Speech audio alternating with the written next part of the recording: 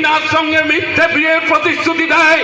তারপর আমি আমার সমস্ত জমি জায়গা সম্পত্তি বিক্রি করে আমি তুলে দিই ওই ধর্মদাস চৌধুরীর হাতে। আমাকে মেকি ম্যানেজার সাজিয়ে একের পর এক সব কাজ আমাকে দিয়ে করিয়ে নিয়েছে।